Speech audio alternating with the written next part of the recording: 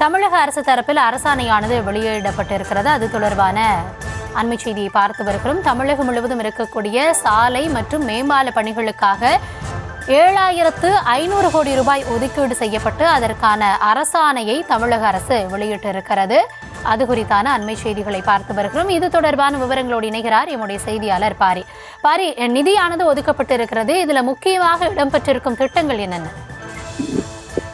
வணக்கம். தமிழ்நாடு முழுவதும் சாலை மற்றும் மேம்பால பணிகள் மேற்கொள்ள 7500 கோடி ரூபாய் ஏற்கனவே சட்டப்பேரவையில் ஒதுக்கிய நிலையில் அதற்கான அரசாணை தற்போது வெளியிடப்பட்டிருக்கிறது. தமிழகம் முழுக்க 3268 கிலோமீட்டர் நீளத்திற்கு பல்வேறு பணிகளை மேற்கொள்ள நிதி ஒதுக்கீடு செய்து தற்போது அரசாணையானது வெளியிடப்பட்டிருக்கிறது.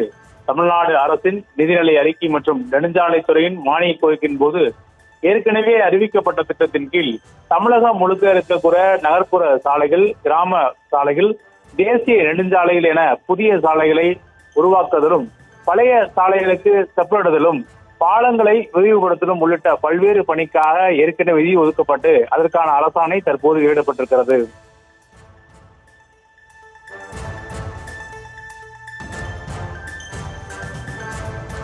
விவரங்களுக்கு நன்றி பாரி.